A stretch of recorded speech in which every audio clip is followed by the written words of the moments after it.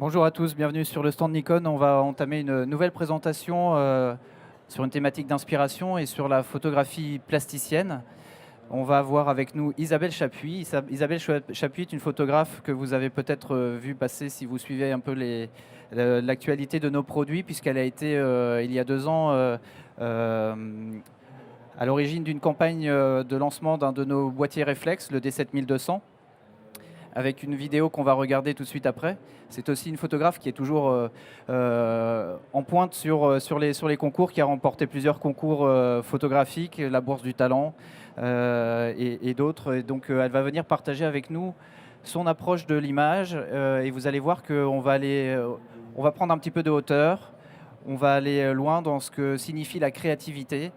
Et je vous souhaite surtout un bon moment et je vous invite tout de suite à simplement faire un petit retour en arrière pour voir ou revoir cette campagne Blossom Project qui était autour du lancement de notre boîtier D7200.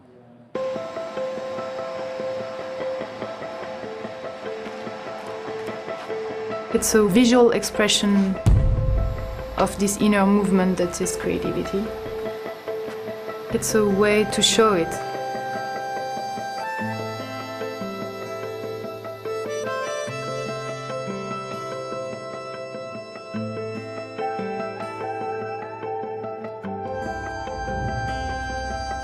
Before meeting Alex, I wasn't touched by taking pictures of places. I really love to picture people. For me, the emotions were coming from something really close. A friend of us spoke to us about this competition called Paris I Love You. So we decided to represent love with a pink smoke bomb in Paris. This first experience was really great because we discovered that working together, it was so natural. Alex looks at space in a different way, that suddenly I also open my eyes and looking at space in a different way.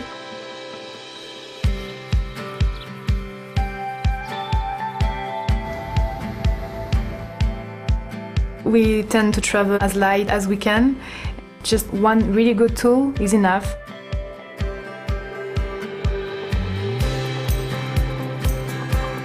Many times we want to put the smoke bombs where we cannot physically go. And we thought it would be really much more dreamy, that it just come from the sky without any starting point.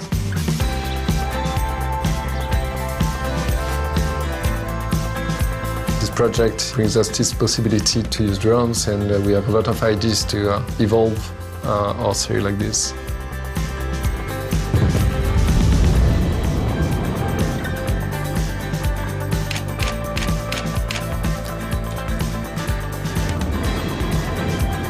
The more you experiment in your life, the more you're getting deeper in your art. The aim is to achieve something better and better each time. I think it's not trying to be different, but listening to yourself makes you different.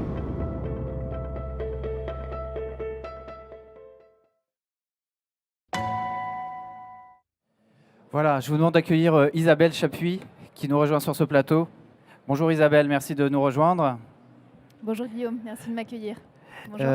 Donc on vient de voir un de tes films qui parle d'un projet autour de l'image avec beaucoup de créativité dedans, on va dire avec une notion artistique très forte. Tu peux nous parler un petit peu de justement ce qu'était ce projet, comment il est né et ce qu'il est devenu. On voit peut-être des images un peu plus récentes que celles qu'on vient de voir. Alors, dans mon travail personnel, je travaille beaucoup la matière et Alexis Pichot, qui est photographe d'architecture, travaille l'espace. Et donc, cette série commune Blossom est la rencontre de nos 2 univers, de l'espace et de la matière, qui a créé donc ce projet Blossom pour lequel nous avons été contactés pour faire cette campagne Nikon il y a 2 ans. Voilà. Alors, comme tu l'expliquais dans la vidéo, normalement on aurait dû avoir des sous-titres en français, malheureusement ils ne sont pas affichés. L'idée c'était quoi de remplir avec cette fumée des espaces ou d'inviter cette fumée de couleurs dans des espaces un peu exotiques. En fait, on a souhaité rendre visible le vent rendre palpable ce qui est justement est parfois juste sensoriel, l'avenir le rendre visible avec la façon dont le vent sculpte ces volutes de couleurs. D'accord, et donc ce projet-là, depuis, il a évolué. Depuis, vous en avez fait quoi depuis? Alors donc ça fait donc 5 ans qu'on travaille sur cette série, qu'on a photographié un peu dans les 4 coins de la planète avec cette série. On a beaucoup voyagé, ça a été à la fois un élément moteur de nos voyages et aussi les voyages ont permis à l'inverse de créer ces images. Oui, donc en fait c'était vraiment cette idée de rendre une photographie aérienne, enfin, que l'air était une matière que vous vouliez travailler dans l'image et que la manière de le rendre visible, c'était de la mettre en couleur. Voilà. Sur quoi aboutit ce projet en fait? Tes projets, tu les construis pour en faire quoi derrière? Des expositions, des livres? Oui, donc ça c'est une série qui a été beaucoup exposée, beaucoup publiée, et notamment la dernière exposition a eu lieu en Corse à Bonifacio, dans une chapelle, pendant tout le mois d'août. On avait une très belle chapelle à notre disposition, et donc dans cette chapelle, on a justement mis en scène et de la photo, et de la vidéo, et des installations. Parce que même si ça part d'un projet photographique, on développe justement aujourd'hui d'autres outils d'expression que la photographie à travers ces images. Alors on va voir justement une petite vidéo de ton exposition. Aria veut dire vent en corse.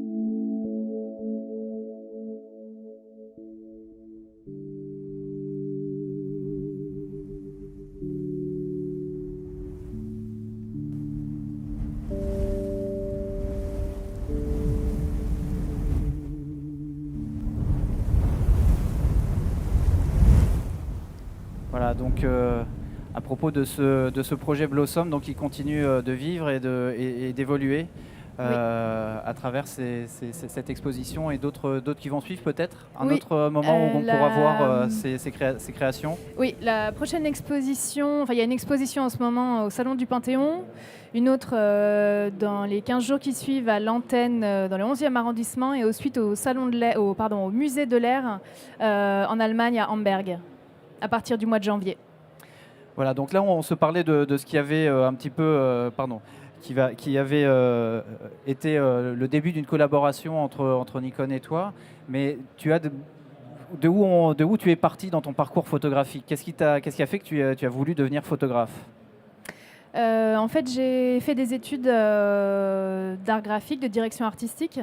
J'ai eu un master à l'ESSAC Penningen où je me destinais vraiment à être graphiste et directrice artistique. Quand j'ai commencé à travailler en freelance après l'école, ça m'a pas beaucoup plu. Je suis partie à l'étranger pendant 2 ans et quand je suis rentrée, je me suis vraiment installée en tant que photographe. À l'étranger, j'avais justement commencé à réaliser mes premières images. J'ai commencé par du reportage en Asie, J'ai vendu mes premiers reportages au Moyen-Orient quand je m'y suis installée pour y vivre quelques temps avant de revenir en France. D'accord. Et alors, au départ, tu avais une orientation plutôt graphiste. Et donc, quelles étaient tes inspirations photographiques? J'étais très fan, et je le suis toujours, de Tim Walker et Guy Bourdin. Aujourd'hui, j'aime des choses un petit peu plus brutes comme Viviane Sassen, Cathy Granan. C'est vraiment des choses qui me touchent beaucoup. Mais c'est vrai que vraiment, les fondements au départ, ça a été Tim Walker et Guy Bourdin. Alors, cette image-là, est-ce qu'on peut dire qu'elle était directement inspirée de Tim Walker, par exemple, qui aime bien travailler des univers un petit peu, travailler beaucoup sur l'onirisme? Oui, sûrement, quelque part, d'une certaine façon. Ouais, c'est sûr que j'étais bercée par toutes les images que je voyais de Tim Walker. Peut-être que la couleur très crue, comme ça, est finalement plus proche de l'univers de Guy Bourdin. Même la sensation du satin aussi est plus proche de l'univers de Guy Bourdin. Même si j'avais pas la sensation de penser à Guy Bourdin en faisant cette image. Mais oui, bien sûr, c'était de mes inspirations, c'était ce que j'aimais, ouais. Et donc là, on est plus dans une iconographie qui ressemble plus à celle de la mode. Donc tu expliquais que tu avais commencé dans le reportage. Qu'est-ce qui t'a fait passer du reportage à la mode? En fait, au début, je le voyais comme une exploration assez large. Donc, j'ai commencé par le reportage, un reportage assez contemplatif. Donc, déjà avec vraiment un point d'orgue au niveau de l'esthétisme. La mode me plaisait beaucoup parce je le voyais vraiment comme une cour de récréation créative, une possibilité d'exprimer plein de choses visuellement. Aujourd'hui, c'est plus forcément, c'est même plus du tout vers là où j'ai envie d'aller, mais en tout cas, c'était un point de départ, ouais. Alors, est-ce que tu peux nous commenter, par exemple, cette image? Est-ce que comment tu as commencé dans la mode? C'était d'abord une création personnelle ou c'était déjà un travail de commande? Oui, c'était vraiment purement un travail personnel, une envie d'exploration plastique. Donc là, j'ai commencé à travailler avec des collants couleur chair que j'ai rembourrés de plein de matériaux différents pour finalement garder les matières qui étaient les plus organiques, qui donc étaient le coton et la laine. Et j'ai travaillé en lumière du jour pour cette série. À l'époque, j'avais une toute petite chambre de bonne et c'était sous mon Velux. Et du coup, ça a été une façon justement d'apprendre à travailler avec la lumière. Comme je n'ai pas fait d'école de photo, je n'avais aucune technique photo. Je ne savais même pas ce que c'était que la profondeur de champ. Donc c'est pour vous dire. Et juste c'est en faisant que je me trompais et que j'apprenais. Et notamment, c'était vraiment une des premières séries qui m'a permis vraiment de sentir ce que j'aimais dans la lumière et qui, au fur et à mesure, est devenue une signature visuelle dans mes choix lumineux. Donc ça fait partie de la même série? Oui, c'est la même série, une série qui s'appelle Cocon, qui m'a beaucoup suivie et qui me suit encore. C'est une série qui est régulièrement exposée et publiée. Donc effectivement, là, encore une fois, avec la thématique du bas, on est vraiment dans l'univers de Guy Bourdin. Oui, mais alors traité avec plus de romantisme. Voilà. Guy Bourdin a une façon plus crue d'utiliser le bas, mais oui. Là, on est plus dans une approche qui effectivement est beaucoup plus dans la création. Ouais. Et donc ça, c'est une image, par exemple, je parlais tout à l'heure du fait que ton début de carrière a été marqué par quelques récompenses assez remarquables. Donc ça, c'était le sujet que tu avais présenté à la bourse Picto de la jeune photographie de mode. Ouais, le prix Picto. C'était en Picto. 2010. Ouais, exactement. J'avais commencé donc à préparer mon book depuis quelques années et puis fin 2009, je sentais que j'avais l'impression que ça commençait à être prêt. Et donc début 2010, je l'ai présenté au prix Picto. Je pensais que j'allais avoir juste un feedback sur mon travail. Je ne pensais pas 30 secondes remporter le prix. Ça a été une surprise. Je suis tombée des nues. Voilà, c'était une très belle surprise en tout cas parce que ça m'a permis d'avoir une meilleure confiance en moi du fait que je n'avais pas fait d'école de photo. Il me manquait des outils techniques pour me sentir la possibilité de m'affirmer dans la photo. Et donc ce prix a été très important pour ça, cette première étape, vraiment. D'accord, donc les prix ont une importance dans un début de parcours. Est-ce que ça ouvre des portes? Est-ce que ça crée des opportunités? Oui, déjà, ça crée des liens, c'est-à-dire que ça ouvre le réseau, ça permet une visibilité, des rencontres. Les gens, quand on sollicite des rendez-vous, vous reçoivent beaucoup plus que quand on sort de nulle part. Venir avec la carte de visite d'un prix remporté, bien sûr que c'est important. Après, c'est pas pour autant que ça change radicalement d'un seul coup la vie. On n'est pas contacté par Hermès dès le lendemain forcément. Mais oui, c'est très important. Ouais. Une autre série qui t'a valu un autre prix, celui de la Bourse du Talent, de la Bourse du Talent mode. Ouais. Donc ça, c'était en 2012 ou 2013. Ouais, c'était Est-ce en que tu peux- 2012, Tu la peux nous barbe à dire un papa. mot sur cette, encore une fois, ce travail de la matière, c'est vraiment quelque chose de très prégnant dans ton œuvre, ce travail sur la matière?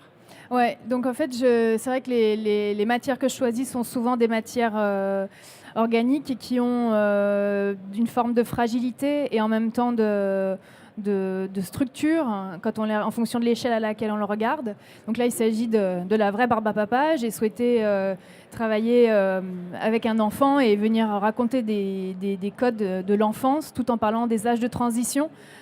Qui peuvent être des moments difficiles quand on passe de l'enfance à l'adolescence, la façon dont le corps grandit ou avant ou après la maturité. Ce petit garçon a 9 ans, il n'avait jamais fait de photo. Et typiquement, pour moi, il incarnait vraiment ce passage entre le jeune homme qui commence à pousser avec l'innocence de l'enfance. Et c'est aussi tout ce que comporte la fragilité et l'éphémérance de cette matière, en fait, qui est la barbe à papa, qui fond immédiatement dans la bouche. Il faut savoir que donc, cette série, comme je disais tout à l'heure, j'ai commencé à travailler avec la lumière du jour. Et donc, du coup, cette série est aussi en lumière du jour. La barbe à papa, ça fond très vite. Sous une grande verrière, ça va très, très vite. Donc, les mises en scène qu'on faisait avec la barbe à papa, c'était aussi un des challenges de la prise de vue. Ouais. Et donc ces séries-là, c'est toi qui en as l'idée, c'est toi qui les réalises entièrement? Tu travailles avec une styliste? Comment ça se passe? Dans quel environnement? Qui t'entoure pour produire ce genre de série d'images? Alors, la composition des équipes est quelque chose de très important. Bien sûr que je travaille en équipe. J'ai fait la direction artistique de mes images. Et à chaque personne de l'équipe, je donne une direction dans laquelle je souhaite qu'on aille tous, mais en laissant aussi évidemment la liberté à chacun d'exprimer sa créativité. Donc coiffeur, maquilleur, styliste, parfois metteur en scène, des fois des gens plus techniques qui m'aident à construire des décors. C'est varié. Après, par contre, c'est vrai que dans certaines séries, ça m'arrive de travailler en collaboration et de partager la création.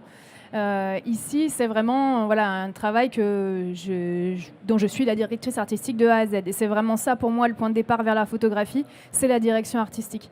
La photo est pour moi juste un moyen de donner à voir les mises en scène que je crée, pour les rendre en quelque sorte pérennes, mais c'est pas une fin en soi, quoi. C'est juste un outil. Donc ce prix t'a amené à exposer à la Bibliothèque nationale de France. Ouais. Et tu m'as expliqué qu'en voyant un petit peu ce panneau, tu avais réalisé quelque chose qui finalement allait être un déclencheur dans ce qui a suivi. Oui, en fait, c'est vrai que dans les premières années, on cherche son écriture visuelle et des fois, on met un peu de temps justement à vraiment tisser les liens. Et puis là, c'est vrai qu'en voyant cette exposition, je prenais vraiment conscience que ce qui m'intéressait, c'était vraiment le portrait. Vraiment pouvoir aller chercher le regard, le visage, comme si ça me permettait d'aller toucher l'essence de la personne que je photographie. Donc du coup, c'est vrai que le temps que je passe à chercher mes modèles, qui sont la plupart du temps des gens qui ne sont pas des modèles professionnels, ça m'arrive de travailler avec des mannequins d'agence, mais j'aime justement au contraire travailler avec des gens qui ont une certaine pudeur et une certaine fraîcheur dans leur rapport à l'image, une timidité aussi, qui est propre aux gens qui n'en font pas leur métier. Ouais. Donc une approche du portrait que tu as poussée plus loin. Et alors tu parlais tout à l'heure du fait que tu étais la directrice artistique de tes productions, mais sur ce projet-là, dans de Lyon, pardon, tu as travaillé avec un artiste qui est lui-même aussi partie prenante du projet, au même titre que toi. Ouais. Là, c'est la vidéo peut-être que tu... Oui, on va lancer la vidéo et on va revenir dessus après. C'est une collaboration avec un plasticien végétal qui s'appelle Duan Nanduk. Quand on s'est rencontrés initialement pour autre chose qu'une prise de vue ensemble, mais au final, on a souhaité créer ces images. Et on s'est rencontrés 3 semaines après, on a commencé à créer ces images ensemble.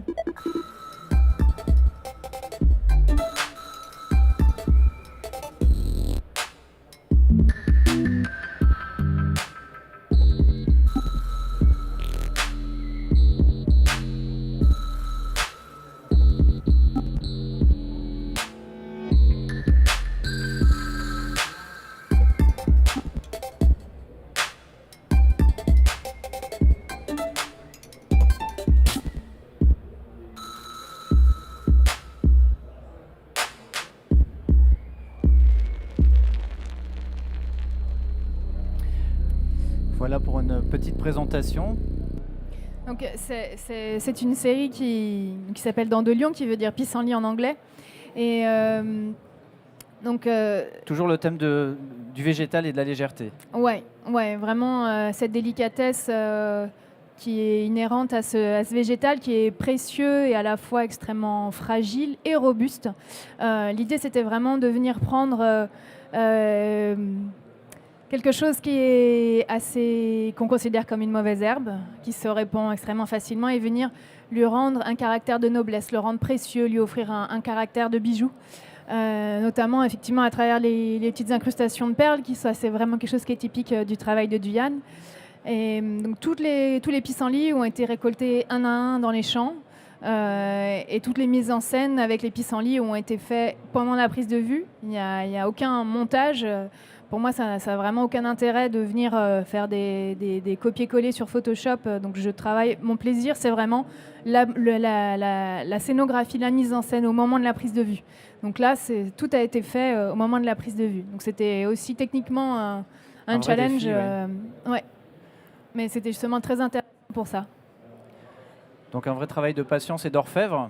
Ouais, là les aigrettes, donc on a autant travaillé avec les pissenlits boules, les pissenlits entiers, que les aigrettes de pissenlits. Donc là, ce sont les pissenlits qui sont désossés, et chaque aigrette est venue être collée une à une, apposée sur la peau. C'est une série qui a été beaucoup publiée, beaucoup exposée. Notamment, on a été invité donc avec Duyan en Chine pour le 3e mois franco-chinois de l'environnement. Et donc, on a fait une grande tournée d'1 mois en Chine, dans 5 villes différentes, du nord au sud, à l'est, pour justement exposer cette série dans des lieux. C'était un superbe tour de Chine. C'était une très belle expérience. On va en voir un petit résumé en vidéo aussi. On a été suivi par un réalisateur qui a donc réalisé cette vidéo sur notre voyage.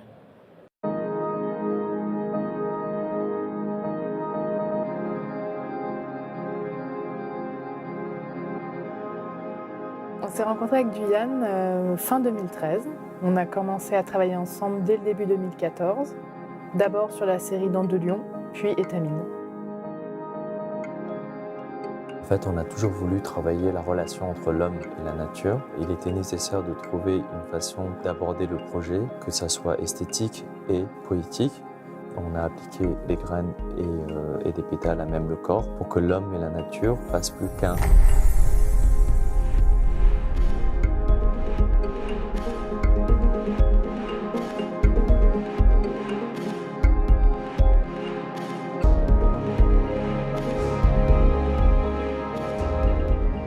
Quand on s'est rencontrés, la connexion créative a été très naturelle. On a commencé à travailler ensemble sur un premier projet de façon très instinctive. Et pourtant, ça a vraiment abouti sur des choses fortes. On a eu la chance d'être invité par l'Institut français en Chine à exposer notre série Dents de lion et Étamine dans 5 villes différentes: Pékin, Changsha, Canton, Shenzhen, puis Dalian. On s'est rendu compte à travers notre voyage que le mois franco-chinois pour l'environnement était l'événement sur l'environnement et l'écologie le plus important en Chine.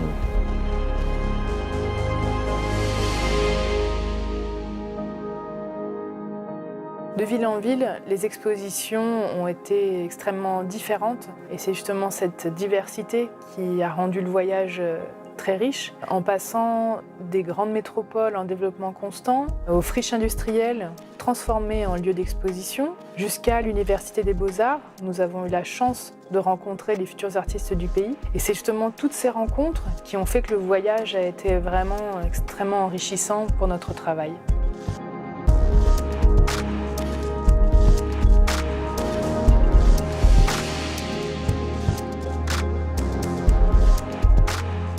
C'est important pour nous de pouvoir apporter notre pierre à cet édifice.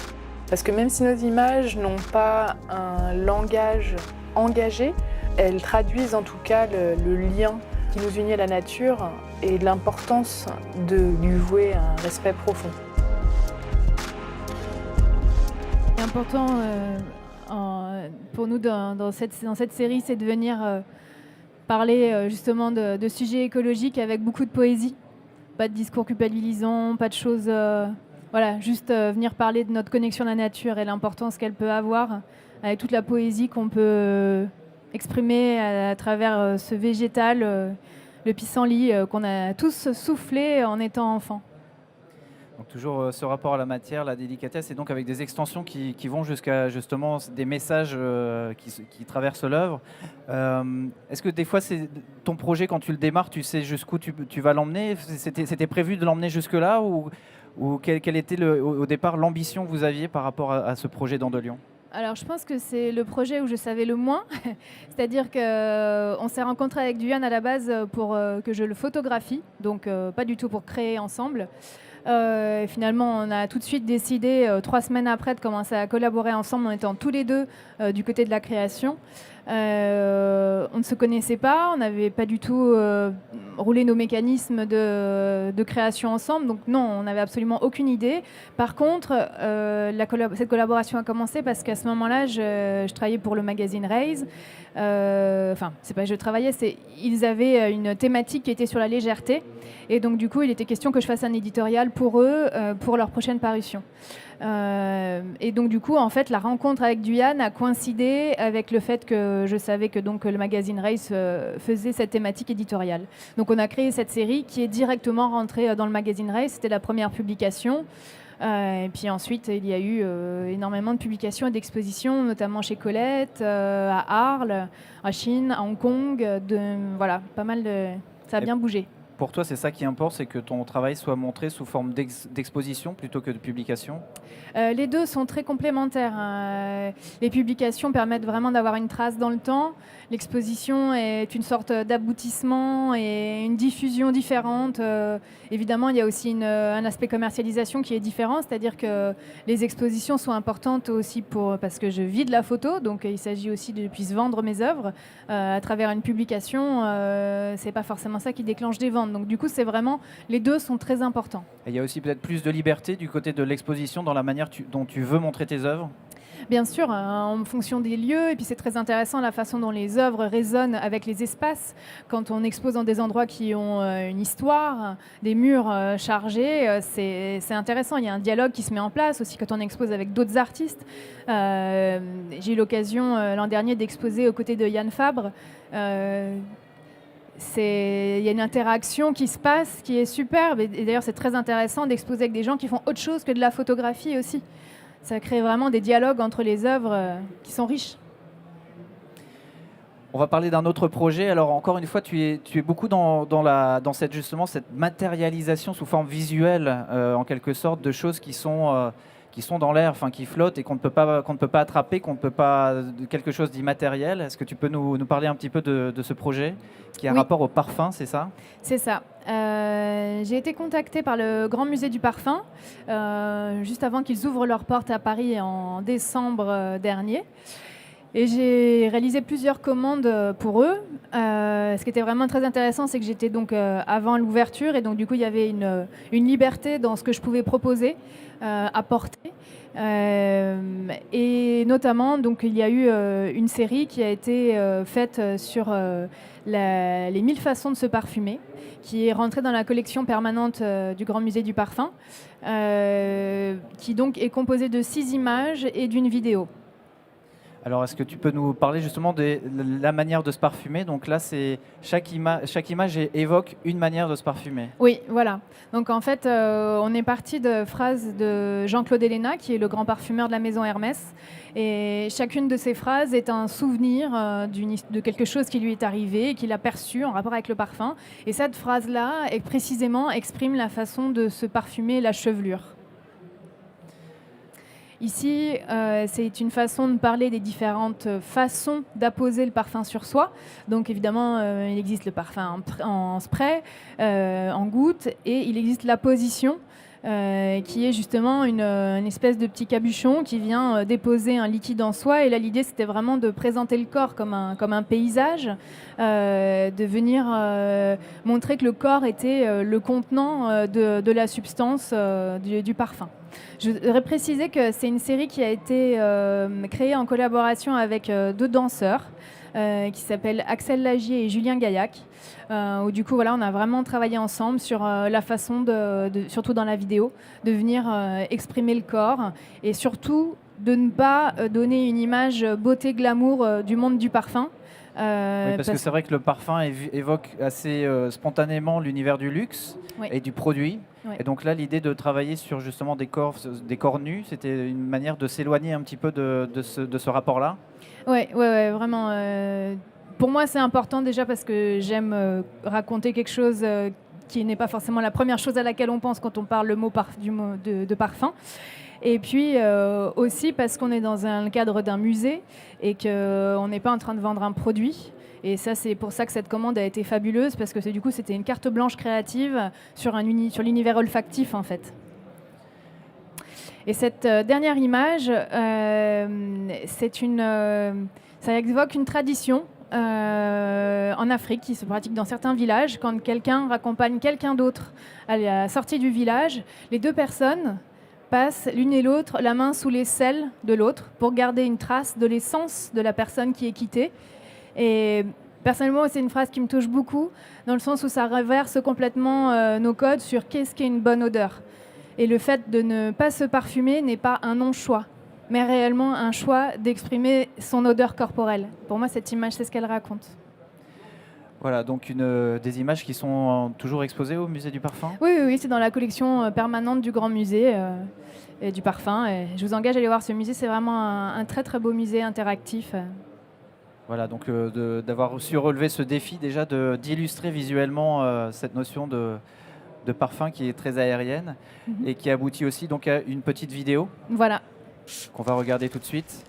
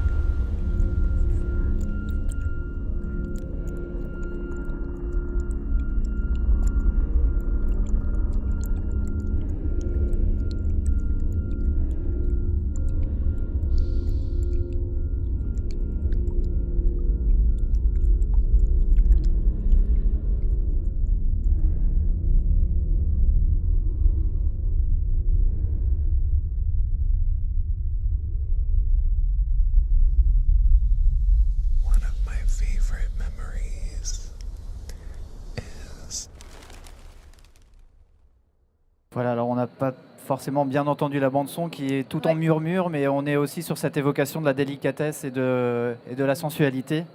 Ouais. Et le fait de dire que le parfum n'a ni âge ni sexe. Alors, c'était une vidéo. Pour toi, tu fais une distinction entre l'expression visuelle en image fixe ou en image animée? Ou est-ce que c'est des choses qui se rejoignent très naturellement? Ça se rejoint très naturellement. La mise en œuvre est très différente. Enfin, est différente. Mais sinon, oui, dans la mise en œuvre pratique, technique est différente. Après, dans la création, finalement, il n'y a pas... Pour moi, ça ne change pas beaucoup. C'est pas la création n'est pas très, très différente. On va parler d'une dernière série.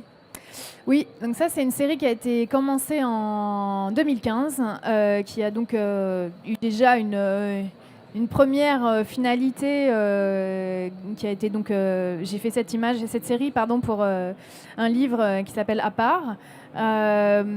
Et en fait, je suis en train de la continuer aujourd'hui, lui donner un deuxième souffle, la poursuivre, et je pense que ce sera sûrement le projet sur lequel je vais travailler dans au moins les 2 prochaines années à venir. Donc aujourd'hui, ça s'appelle Éloge du détail et c'est en train de devenir Éloge du vivant.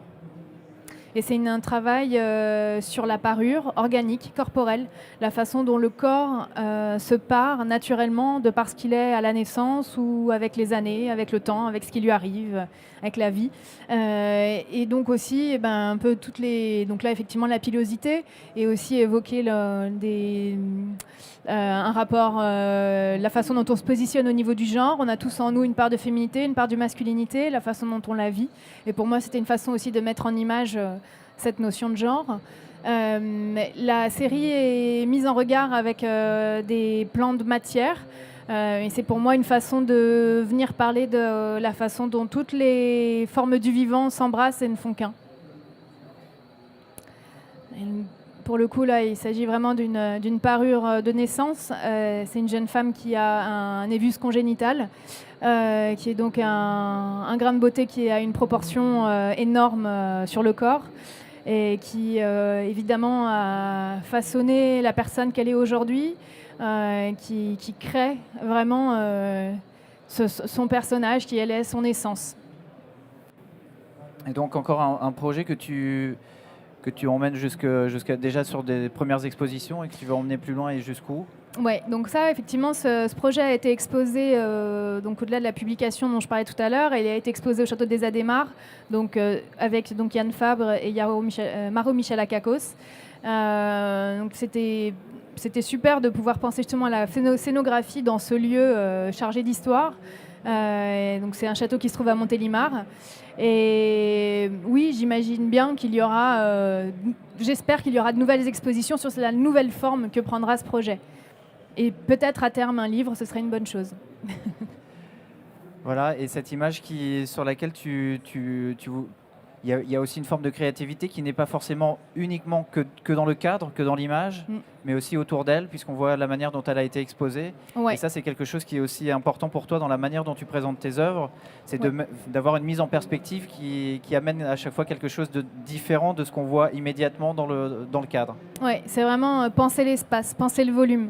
Et donc là, l'idée, en fait, pour moi, c'était de venir évoquer le mythe de Narcisse, parce que cette photographie représente la marquise Luisa Cassati, qui a été une femme, qui était une muse à son époque, qui a inspiré énormément de peintres, d'écrivains, et qui a dilapidé sa fortune au cours de sa vie, en faisant notamment en vivant dans le faste, en faisant d'énormes fêtes. Et elle avait un rapport avec son ego, effectivement, qui a quand même été un des fils conducteurs de sa vie. Et donc pour moi, le fait d'évoquer le mythe de Narcisse, c'était aussi une façon de venir raconter une partie de sa vie. Donc c'est un grand bassin d'eau noire, enfin avec un fond noir, qui vient donc refléter l'image de la marquise Luisa Cassati. Voilà, donc une belle... des images qui nous emmènent effectivement assez loin dans la créativité. Et cette dernière image qui vous invite vraiment à penser à cette notion de sortir du cadre, qui des fois est la clé de la créativité. Je ne sais pas si on se rejoint sur cette analyse-là. Sortir du cadre, c'est utiliser plusieurs moyens d'expression. Et donc effectivement, la photographie aujourd'hui, c'est mon outil. Mais je danse, je chante, je dessine, je peins. Et c'est toute cette ouverture qui est très important, et je sens que plus je la cultive, plus je tonifie le canal de la créativité. Et du coup, voilà, je vous engage dans votre créativité à chercher des moyens d'expression vastes, variés, diversifiés. Voilà, écoute, merci beaucoup pour ce moment de partage autour de tes images.